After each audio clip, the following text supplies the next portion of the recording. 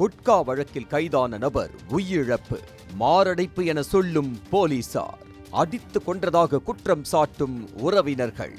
நடந்தது என்ன?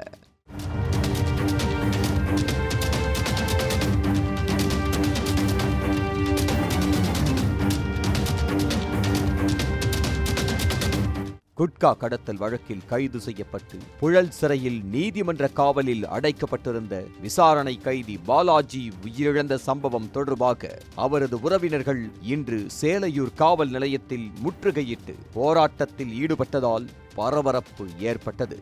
சென்னை தாம்பரம் அடுத்த சேலையூர் ஜானகிராமன் தெருவைச் சேர்ந்தவர் பாலாஜி. 44 வயதாகும் இவர் கடந்த 12ஆம் தேதி தடை செய்யப்பட்ட குட்கா பொருட்கள் கடத்திய வழக்கில் சேலையூர் போலீசாரால் கைது செய்யப்பட்டார். அதே வழக்கில் ராமநாதன் என்பவரும் கைது செய்யப்பட்டார். இவர்களிடமிருந்து மொத்தம் 506 கிலோ தடை செய்யப்பட்ட குட்கா பொருட்கள் பறிமுதல் செய்ததாக போலீசார் தரப்பில் கூறப்படுகிறது. இதையடுத்து இருவரும் தாம்பரம் நீதிமன்றத்தில் ஆஜர்படுத்தப்பட்டு நீதிமன்ற உத்தரவின் பெயரில் புழல் சிறையில் நீதிமன்ற காவலில் அடைக்கப்பட்டனர். இந்த நிலையில் சிறையில் இருந்த பாலாஜிக்கு கடந்த 15ஆம் தேதி அதிகாலை நெஞ்சுவலி ஏற்பட்டதாகவும் உடனடியாக சென்னை ஸ்டான்லி அரசு மருத்துவமனைக்கு கொண்டு செல்லப்பட்ட நிலையில் அவர் ஏற்கனவே மாரடைப்பால் உயிரிழந்து விட்டதாகவும் மருத்துவர்கள் தெரிவித்ததாக போலீசார் தரப்பில் விளக்கம் ஒன்றை அளித்தனர். ஆனால் பாலாஜி சிறை காவலர்களின் தாக்குதலால் உயிரிழந்ததாக அவரது உறவினர்கள் குற்றம் சாட்டியுள்ளனர். மேலும் பாலாஜி மீது பொய் வழக்கு பதிவு செய்யப்பட்டுள்ளதாக கூறியுள்ள உறவினர்கள் பாலாஜியின் உடலை வாங்க மறுத்து தொடர்ந்து போராடி வருகின்றனர்.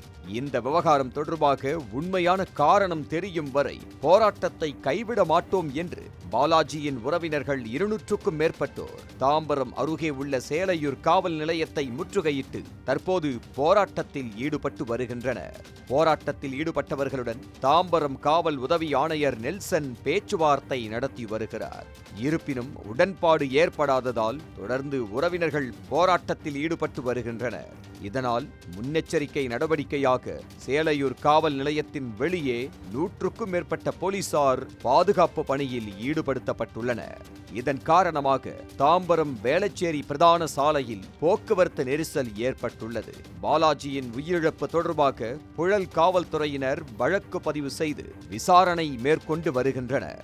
அவர் மாரடைப்பால் உயிரிழந்து விட்டதாக காவல்துறையினர் தெரிவித்திருக்கும் நிலையில் அவரது உயிரிழப்புக்கான உண்மையான காரணம் குறித்து தெரிவிக்க வேண்டும் என அவரது உறவினர்கள் தொடர்ந்து போராட்டத்தில் ஈடுபட்டு வருகின்றனர். உடற்கூறாய்வு செய்யப்பட்டு அதன் முடிவுகள் வந்தால் மட்டுமே பாலாஜியின் மரணத்திற்கான உண்மையான காரணம் தெரிய வரும்.